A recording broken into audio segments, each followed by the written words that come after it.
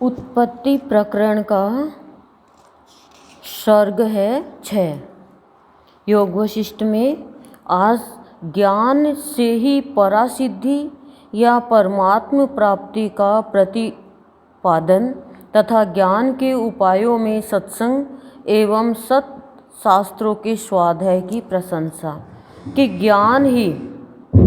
ज्ञान से ही परासिद्धि या तो परासिद्धि या परमात्म प्राप्ति यानी ईश्वर की प्राप्ति की उत्पत्ति और ज्ञान के उपायों में सत्संग और सत्य शास्त्रों के स्वाध्याय यानी अध्ययन की प्रशंसा की गई है। ध्यान से सुनना। श्री वशिष्ठ जी कहते हैं, रघुनंदन, पर ब्रह्म परमात्मा देवताओं के भी देवता है। उनके ज्ञान से ही परम सिद्धि यानी मोक्ष की प्राप्ति होती है। मोक्ष किससे मिलता है? सुन लिया कि पर ब्रह्म परमात्मा है, वो सब देवता से ऊपर है और उनके ज्ञान से ही परम सिद्धि का मतलब परमात्मा की प्राप्ति होती है उनके ज्ञान से।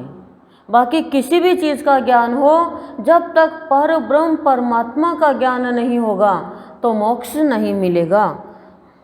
क्लेश युक्त सकाम कर्मों की अनुष्ठान से नहीं, और हम लोग यही करते हैं।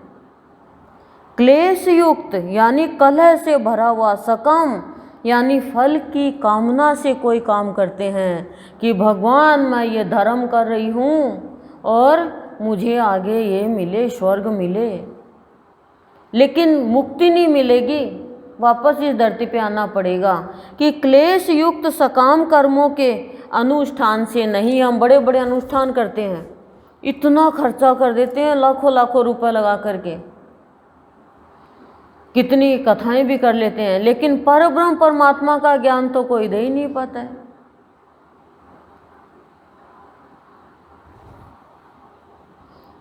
संसार बंधन की निवृत्ति या मोक्ष की प्राप्ति के लिए ज्ञान ही साधन है। जब ज्ञान हो जाएगा ना, तब डर निकल जाएगा, अभय हो जाएंगे। फिर एक पर ब्रह्म के ज्ञान में ही शांति मिलेगी, किसी चीज़ में शांति नहीं मिलेगी। इस बात का आप ध्यान रखना। हमारी भक्ति कैसी है पता है? बैलगाड़ी के ऊपर जा रही है, चलना तो नहीं पड़ रहा, लेकिन ऊपर से धूप में तप रहे हैं। ऊंट गाड़ी पे बैठे हैं पीछे, लेकिन धूप बरसात से तप रहे हैं। और संत की भक्ति कैसी है? एसी रूम में बैठे हैं, बाहर कितना टेम्परेचर है पता ही नहीं है, और या एसी ट्रेन में या फ्लाइट में बैठे हैं, चलना उसमें भी नहीं पड़ता है, लेकिन बहुत जल्दी पहुंच जाते हैं, बरसात आओ, आंधी आओ, कुछ भी आओ। ये संत की भक्ति है। ज्ञान के अतिरिक्त सकाम कर्म आदि का इसमें कोई भी उपयोग नहीं है, क्योंकि मृग तृष्णा में होने वाले जल के भ्रम का निवारण करने के लिए ज्ञान का ही उपयोग देखा गया है। ज्ञान से ही उस भ्रम की निवृत्ति होती है, किसी कर्म से नहीं। सत्संग तथा सत्य शास्त्रों के स्वाध्याय में तत्पर होना ही ब्रह्म ज्ञान की प्राप्ति में हेतु है। वह स्वाभाविक साधन ही मोह जाल का नाशक होता है। यह परमात्मा सत्य स्वरूप ही है। ऐसे ज्ञान मात्र से ही जीव के दुख का निवारण होता है तथा वह जीवन मुक्त अवस्था को प्राप्त होता है। कि ज्ञान कैसे प्राप्त होगा, जीवन मुक्त अवस्था कैसे मिलेगी? तो क्या बता रहे हैं कि संसार बंधन की निवृत्ति, या तो निवृत्ति या मोक्ष, एक ही बात है। तो मोक्ष की प्राप्ति के लिए ज्ञान ही साधन है, ज्ञान जरूरी है। ज्ञान के अतिरिक्त सकाम कर्म आदि का इसमें कोई भी उपयोग नहीं है।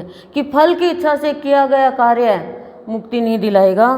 क्यों? मतलब क्योंकि मृग तृष्णा में होने वाले जल के भ्रम का निवारण करने के लिए ज्ञान ही उपयोग में देखा गया है। मृग तृष्णा यानी जहाँ जल नहीं है, बालू ही बालू और पानी दिखता है। तो कह रहे हैं ऐसे ही भ्रम का निवारण कैसे होगा? ज्ञान होगा तब, अरे पानी नहीं है, ये तो सूखा पड़ा है। ज्ञान होगा तो पता चलेगा कि इन अनुष्ठानों से मोक्ष नहीं मिलेगा। सबसे बड़ा अनुष्ठान, सबसे बड़ा अनुष्ठान सत्संग, चाहे जन्मदिन पे हो, चाहे शादी की सालगिरह पे हो, चाहे मरण दिन पे हो, चाहे 12वीं पे हो, चाहे 11वीं पे हो, चाहे वार्षिकी पे हो, किसी पे भी हो, बस अगले को मोक्ष मिलेगी उसके नाम से, अगले का काम बनेगा। पर ये ज्ञान नहीं है।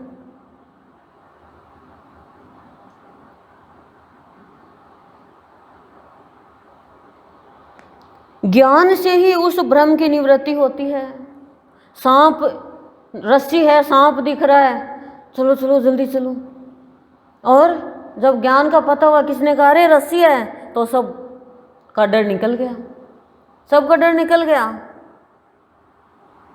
ज्ञान हो गया ना।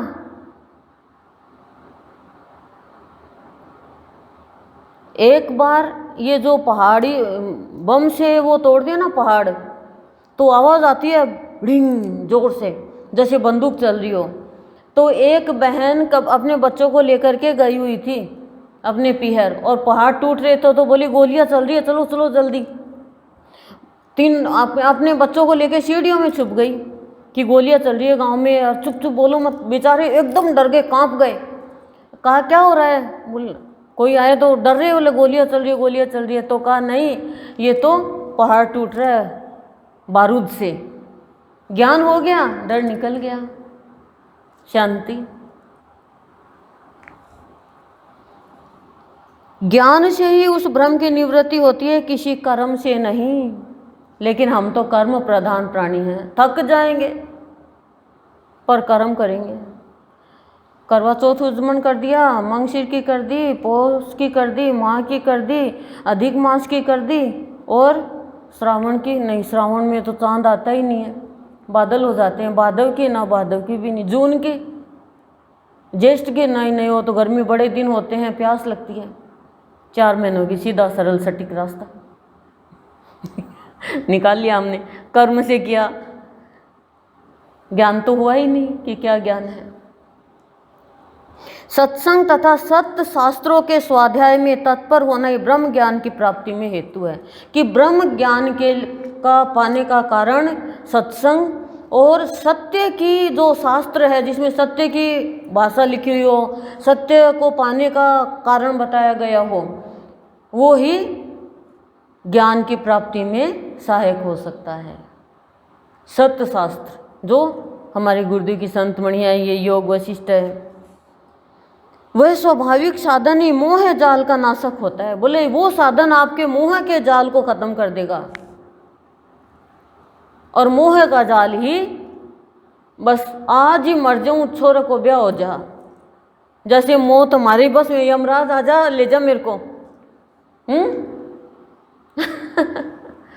और जैसे छोरे का ब्याह हमारी बस में हो, छोरी का ब्याह हमारी बस में हो। जब समय आता है सब कुछ होता है, बस भगवान से प्रार्थना करते जाओ, सत्संग करते जाओ। यह परमात्मा सत्य स्वरूप ही है। ऐसे ज्ञान मात्र से ही जीव के दुख का निवारण होता है। इतना ज्ञान हो जाए कि परमात्मा ही सत्य स्वरूप है, लेकिन ना, सत्य को तो मतलब ही नहीं है। हमारे आसपास ही भगवान घूमता रहेगा, हमारे गुरुदेव घूमते ही रहे, किसने जाना है। ऐसे ज्ञान मात्र से जीव के दुख का निवारण होता है और वह जीवन मुक्त अवस्था को प्राप्त होता है। बस इतना ही ज्ञान हो जाए कि परमात्मा ही सत्य है, तो जीवन मुक्त। श्री रामचंद्र जी ने पूछा, अब राम जी पूछ रहे हैं। क्या पूछ रहे हैं? ध्यान से सुनना, क्या पता हमें भी गुरुदेव से पूछना पड़ जाए। गुरुदेव, सबके आत्मस्वरूप इन परमात्मा के ज्ञान मात्र से कष्टप्रद जन्म मरण आदि फिर कभी बाधा नहीं देते। क्या कह रहे हैं गुरुदेव? सबके आत्मस्वरूप परमात्मा, इन परमात्मा के ज्ञान मात्र से, खाली इनका ज्ञान होने से ही कष्टप्रद जन्म मरण आदि फिर कभी बाधा नहीं देते। जन्म मरण में बहुत सुना है तकलीफ़ होती है। अब जन्म का हमें याद नहीं, मरने के बाद पता चलेगा कि मरते टाइम कितना दुख होता है। कहते हैं करोड़ों बिच्छू खाते हैं, इतना दर्द होता है, आत्मा निकलती है, तड़फता है प्राणी। और जन्म के टाइम तो हम कल्पना तो कर ही सकते हैं कि जन्म के टाइम कैसे बच्चा छोटी सी जगह से कैसे अंदर गुफा में रहता है, कैसे निकलता है। बताओ इतनी जगह से कैसे वो आता है, कितनी तकलीफ होती है उनको। और वो कभी देवी में जाके, यहाँ लोग कहते हैं जाते हैं तो मतलब ऐसे पसर पसर के जाना पड़ता है। बोले वही गुफा है, वही जन्म है। ऐसे तो गुफा ही है, काल कोठड़ी में ही है, पर फिर भी हम डरते नहीं हैं कि होगा तब देखा जाएगा, अब तो कर ले बुरा काम। अतः बताइए ये महान देवादिदेव पर ब्रह्म परमात्मा किस उपाय से शीघ्र प्राप्त होते हैं? क्या हमने कभी गुरुदेव को कहा कि ये भगवान हमें पर ब्रह्म परमात्मा ऐसा कौन सा उपाय करें कि हमें प्राप्त हो जाए? किस तीव्र तपस्या से अथवा कितने महान क्लेश उठाने से इनके ज्ञान की उपलब्धि हो सकती है? क्या कह रहे हैं, किस तीव्र तपस्या से, कितनी तेज कठिन तपस्या करें या महान क्लेश उठाने से। क्लेश भी बहुत उठाना पड़ता है। कितना क्लेश हुआ भक्तों को, किसी भी भक्त को देख लो आप, कितना क्लेश किया लोगों ने।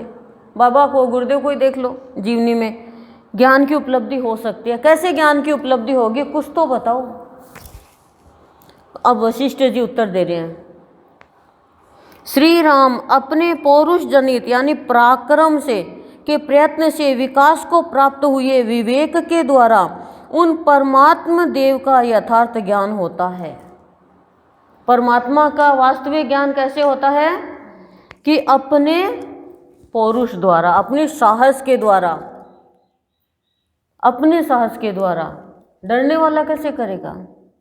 बुराई से डरो, अच्छाई से डर गए तो मर गए। डरो मत। किस चीज़ से डरना? सही रहोगे तो आपसे दुनिया डरेगी, और गलत करोगे तो आप दुनिया से डरोगे। आप डरते हो इसका मतलब आप गलत हो। अभी सुना कि डर, ये तो गुरुदेव की भक्ति में तो है ही नहीं डर। सामने वाला भी समझ जाए, हम खुद ही उलझते हैं, खुद ही उलझते हैं ना। मेरे पास आके तो ऐसा मत करो। पौरुष जनित प्रयत्न से विकास को प्राप्त हुए, अपने साहस के प्रयत्न से, कोशिश से जो विकास को प्राप्त हुआ है, लेकिन विवेक के द्वारा, विवेक के द्वारा यानी लाभ हानि, अच्छा बुरा पहचान के, उन परमात्मा देव का वास्तविक ज्ञान होता है, उसका वास्तविक ज्ञान होता है। इसलिए पुरुषोचित यानी आत्मिक स्वरूप के प्रयत्न से भाव रोग निवारण के लिए मुख्य औषधों का संग्रह करना चाहिए। संसार के रोगों को दूर करने के लिए मुख्य दवाइयों का संग्रह करो। अब क्या है संग्रह, बता रहे हैं, आगे ध्यान से सुना। सत्य शास्त्रों का अभ्यास और सत्संग, सत्य पुरुषों का संग, ये दो प्रधान औषधियां संसार रूपी रोग का नाश करने वाली है। कौन सी दो औषधि बताई है? एक तो सत्पुरुषों का संग और एक सत्संग। ये सत्य शास्त्रों का अभ्यास, सत्य शास्त्रों का अभ्यास। अपने कोर्स का तो कितना पढ़ाई करते हैं, सत्य जिससे सत्य का ज्ञान हो, और सत्पुरुषों का जिसने सत्य को पा लिया, यानी सत्संग, संतों का संग करने से ये दो ही औषधियाँ है, प्रधान है ये औषधियाँ संसार रूपी रोग का नाश करने में। इस जगत में संपूर्ण दुखों के विनाश की सिद्धि के लिए एकमात्र पुरुष प्रयत्न ही प्रधान साधन है। कि इस जगत में सारे दुखों के विनाश की सिद्धि के लिए यानी प्राप्ति के लिए एकमात्र ईश्वर ही प्रधान साधन है। बाकी कोई भी हमें छुड़ा नहीं सकता इन दुखों से। उसे छोड़कर दूसरी कोई गति या उपाय काम दे सके, यह संभव ही नहीं है। रघुनंदन, आत्मज्ञान की प्राप्ति के लिए अपेक्षित उस पुरुष प्रयत्न का स्वरूप कैसा है? रघुनंदन, आत्मज्ञान की प्राप्ति के लिए अपेक्षित यानी आवश्यक उस पुरुष प्रयत्न का स्वरूप कैसा है? उस परमात्मा का स्वरूप कैसा है आत्मज्ञान की प्राप्ति के लिए, जिसका पूर्णतया पालन करने से राग द्वेषमयी महामारी शांत हो जाती है। राग द्वेष की महामारी है ये, एक से दूसरे में, एक दूसरे से तीसरे में, ऐसे पूरा नगर राग द्वेष में, ये पूरा संसार राग द्वेष की पीड़ा में जल रहा है। महामारी तो है ये। यह बताता हूँ, ये पूर्णतया, जिसका पूर्णतया पालन करने से राग द्वेषमयी महामारी शांत हो जाती है, यह बताता हूँ, सुनो। राग द्वेष की महामारी कैसे शांत होगी वो सुनो, सुनो जागकर। मुमुक्षु पुरुष को चाहिए कि वह यथासंभव ऐसी वृत्ति के द्वारा जो लोक और शास्त्र के विरुद्ध न हो, निष्काम भाव से जीवन निर्वाह करता हुआ संतुष्ट चित्त हो, भोग वासना का परित्याग करे। क्या बताया, फिर से सुनना। मुमुक्षु पुरुष यानी ज्ञान की प्राप्ति करने की इच्छा वाला, उसको मुमुक्षु कहते हैं। जैसे जिसके पास धनी है उसको धनी कहते हैं, कि ज्ञान की प्राप्ति करने की जिज्ञासा, इच्छा, मुझे ज्ञान लेना है, वो मुमुक्षु पुरुष है। उसको क्या चाहिए? यथासंभव ऐसी वृत्ति के द्वारा जो लोक और शास्त्र के विरुद्ध न हो। ऐसी वृत्ति जो लोक और शास्त्र उनके विरुद्ध नहीं चले, ऐसी वृत्ति होनी चाहिए। हमारी वृत्ति मन की वृत्ति, बुद्धि की वृत्ति, चित्त की वृत्ति इनके विरुद्ध चलती है, शास्त्र के विरुद्ध न हो। निष्काम भाव से जीवन निर्वाह करता हुआ, कोई ही इच्छा नहीं और अपना जीवन निर्वाह कर रहा है, चित्त में संतोष का भाव है और भोग वासना का परित्याग कर दे, ऐसा मनुष्य ज्ञान प्राप्त कर सकता है और राग द्वेषमयी महामारी से मुक्ति पा सकता है। भोग वासना जरा सी भी नहीं हो, विरुद्ध नहीं हो, मतलब अच्छे काम में, ईश्वर की भक्ति में, सत्संग में, अच्छे काम में। हम तो घर में भी कोई संत मणि कर रहे हैं, सत्संग कर रहे हैं, तो क्या कहते हैं कि खड़ी हो, बाद में कर लिए, पहले मन खानो दे। और जबकि ये कहे चलो भगवान का नाम ले रही है, अपने काम आएगा, कर ले, कितनी देर लगेगी? आधी घंटा, ठीक है कर ले, आधी घंटा, चल मेरे को भी सुना। लेकिन ऐसा कहाँ, विरोध में है हम तो, जैसे हम कोई पाप कर रहे हूं।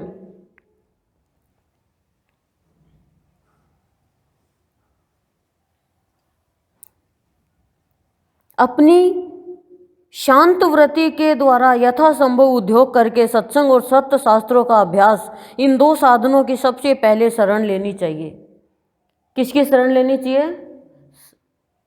सत्य शास्त्रों का अभ्यास करते रहना चाहिए और सत्पुरुषों की शरण। शांत वृत्ति के द्वारा जो पुरुष प्रारब्ध के अनुसार जो कुछ भी मिल जाए उसी से संतुष्ट रहता है, सत्पुरुषों अथवा शास्त्रों द्वारा निंदित वस्तु की ओर आंख उठाकर नहीं देखता और सत्संग एवं सत्य शास्त्रों के अभ्यास में तत्पर रहता है, वह शीघ्र ही मुक्त हो जाता है। कौन हो जाता है मुक्त? जो संतुष्ट रहता है। जो पुरुष प्रारब्ध के अनुसार जो कुछ मिलता है उसमें शांति संतोष रहता है, ठीक है, जो मिला उसमें, लेकिन और आए हम ऐसा ही करते रहते हैं। और सत्पुरुषों अथवा शास्त्रों द्वारा निंदित वस्तु की ओर आंख उठाकर भी नहीं देखता। सत्पुरुषों और शास्त्रों में जो ये बताया गया चीज़ खराब है उसकी तरफ आंख उठाकर भी नहीं देखता। और हमें कोई कह दे आंख मत उठाना तो हम ज़्यादा उठाएंगे। कोई कह दे लहसुन मत खाना, ठीक है बाहर ना खाऊंगा, खाएंगे ज़रूर, ये काम मत करना, अच्छा आइए ज़्यादा ज्ञान डोलन, तुरंत कह देंगे। तो क्या है, सत्य शास्त्रों का अध्ययन सब घर में आधी घंटा बैठ के करना चाहिए, सत्य शास्त्रों का। और संतों के तो सत्य शास्त्री है सारे, उसमें क्या होगा, मुक्त हो जाएगा वो जन्म मरण से। देश में प्राय सज्जन पुरुष जिसे श्रेष्ठ महात्मा कहते हैं, वह यदि ज्ञान वैराग्य आदि उत्तम गुणों से युक्त हो तो अवश्य श्रेष्ठ महात्मा है। श्रेष्ठ महात्मा वो है जो ज्ञान और वैराग्य है, ज्ञान है सारा और वैराग्य की भावना, विकार नहीं है, वो उत्तम पुरुष है, वो श्रेष्ठ है। ऐसे महात्मा की प्रयत्न पूर्वक शरण लेनी चाहिए, ऐसे महात्मा की प्रयत्न पूर्वक शरण लेनी चाहिए। और कोई महात्मा ये कहता है लाओ इतने रुपए दे दो, ये दे दो, वो दे दो, वो ज्ञान थोड़ी है, वो तो मंत्र दे रहे हैं, मन थोड़ी तर कर रहे हैं। संपूर्ण विद्याओं में आत्मविद्या प्रधान है। सारी विद्या ले लेंगे लेकिन आत्मविद्या की तरफ ध्यान ही नहीं जाएगा, कहेंगे लास्ट में लेना। लास्ट में क्या लेंगे? लास्ट में तो सब कुछ ब्लास्ट हो जाएगा बस भीतर का। उस अध्यात्म तत्व की चर्चा से युक्त जो उपनिषद, ब्रह्मसूत्र एवं गीता आदि सदग्रंथ है, उन्हीं को सत्य शास्त्र कहते हैं। सत्य शास्त्र किसे कहते हैं? उपनिषद, बहुत उपनिषद है, और ब्रह्म का सूत्र है और गीता आदि सदग्रंथ है, वो आध्यात्म तत्व की चर्चा से युक्त है। उनका विवेक पूर्वक विचार करने से मनुष्य मुक्त हो जाता है। जैसे निर्मली के चूर्ण के संसर्ग से जल की मैल साफ हो जाती है। निर्मली एक वृक्ष होता है जिसका गुद्दा खाया जाता है, उसका बीज पीसकर और गंदे पानी में डालने से वो साफ हो जाता है, मतलब स्फटिक जिसको बोलते हैं। तथा जिस प्रकार योग के अभ्यास से लोगों की बुद्धि शुद्ध हो जाती है। हमने साधना की ना, वो योग किया भगवान से, ध्यान योग, भक्ति योग, यानी योग जुड़ने से बुद्धि की शुद्धि हो जाती है, हमारी हो रही है ना सबकी। उसी प्रकार सत्य शास्त्र और सत्संग से प्राप्त हुए विवेक के द्वारा अज्ञान का बलपूर्वक निवारण हो जाता है। कि क्या कह रहे हैं कि सत्य शास्त्र यानी जिसमें सत्य की बातें हो और सत्संग, जब ये प्राप्त हो जाता है प्राणी को और वो विवेक जागृत हो जाता है तो फिर अज्ञान का बलपूर्वक निवारण हो जाता है। और अज्ञान का निवारण होते ही ज्ञान हो जाता है, ज्ञान होते ही प्राणी मोक्ष की प्राप्ति कर लेता है। 6 नंबर का सर्ग आज पूरा हो गया।